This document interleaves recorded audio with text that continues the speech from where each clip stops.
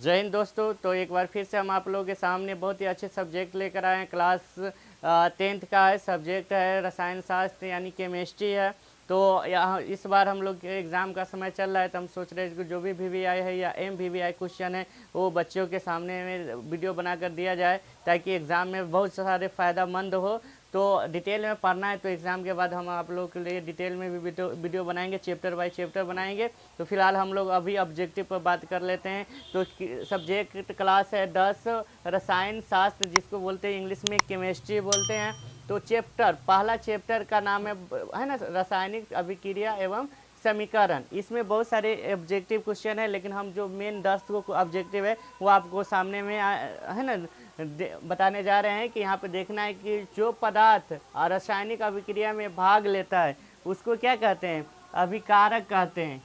जो पदार्थ रासायनिक अभिक्रिया में भाग लेता है उसको अभिकारक कहते हैं। और रासायनिक अभिक्रिया के फलस्वरूप बने नए पदार्थ को प्रतिफल कहते हैं। जैसे मान लीजिए H2 + O2 बराबर आ गया 2H2O, ठीक है। तो इसमें क्या हो जाएगा, ये हो जाएगा अभिकारक, ये हो जाएगा अभिकारक। ऑक्सीजन और हाइड्रोजन हो जाएगा अभिकारक। ये जल का जो सूत्र होता है ये हो गया प्रतिफल। तो इस तरह से हम लोग क्या करेंगे तो याद रखेंगे, ठीक है। अगला सवाल है कि जिस अभिक्रिया में 2 या 2 से अधिक पदार्थ जुटते हैं तो उसको हम बोलते हैं संयोजन अभिक्रिया।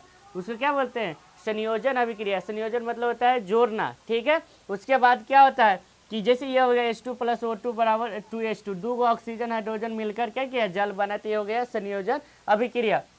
इसी तरह इसी का उल्टा है कि जिस रासायनिक अभिक्रिया में एक बड़े पदार्थ जो छोटे पदार्थों से टूटता है तो उसको बोलते हैं वियोजन अभिक्रिया, ठीक है।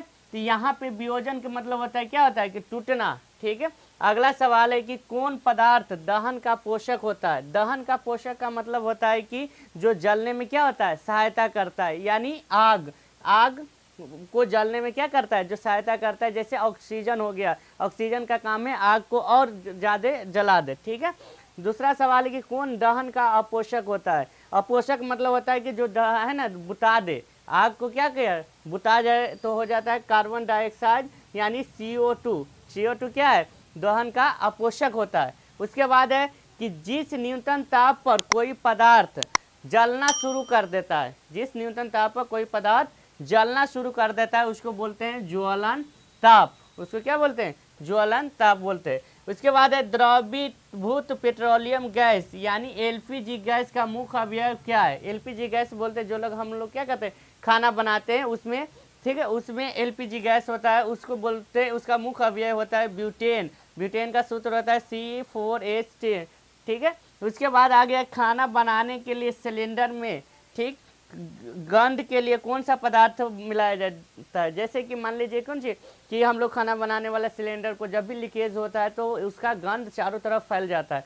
तो गैस नहीं महकता है बल्कि उसमें एक पदार्थ डाला जाता है ताकि लीकेज हो तो उसमें क्या जान जाए। तो उस पदार्थ का नाम होता है ethyl mercaptan. Ethyl mercaptan H2 है ना। सवाल है सवाल नंबर 10 है कि चूना पत्थर का सूत्र क्या होता है। चूना पत्थर का सूत्र होता है CaO, ठीक है, यानी कैल्शियम ऑक्साइड बोलते हैं चूना पत्थर का, जिसको दूसरा नाम है कली चूना। तो ये भी VVI क्वेश्चन है। उसके बाद आता है कि भाखड़ा चूना का सूत्र क्या होता है, तो CaCO3 होता है, CaCO3 होता है, यानी कैल्शियम है ना कार्बोनेट, कैल्शियम कार्बोनेट होता है, जिसको इंग्लिश है ना संगमरमर भी कहा जाता है। जिस पत्थर को जिसे ताजमहल क्या किया गया बनाया गया है उसका सूत्र होता है CaCO3। अगला आता है मोमबत्ती के ज्वाला का कौन सा भाग नीला होता है, ठीक है। मोमबत्ती के ज्वाला का 3 भाग होता है, लेकिन ये क्वेश्चन VVI है कौन सा भाग नीला होता है, तो केंद्रीय मंडल सबसे अंदर वाला भाग क्या होता है नीला होता है, ठीक। उसके बाद आता है कि नमक का सूत्र क्या है, तो नमक का सूत्र होता है NaCl यानी सोडियम क्लोराइड। क्या होता है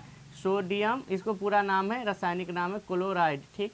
उसके बाद जल का सूत्र होता है H2O, ठीक है, हाइड्रोजन ऑक्साइड इसको बोल सकते हैं। हंसाने वाला गैस जिसको बोलते हैं लाफिंग गैस, तो Na2O, ठीक है। अगला सवाल है कि है ना जिस रासायनिक अभिक्रिया में ऊष्मा की उत्पत्ति होती है, यानी रासायनिक अभिक्रिया के बाद उसका तापमान बढ़ जाता है यानी गर्म हो जाता है, तो उसको बोलते हैं ऊष्माक्षेपी अभिक्रिया, ठीक है।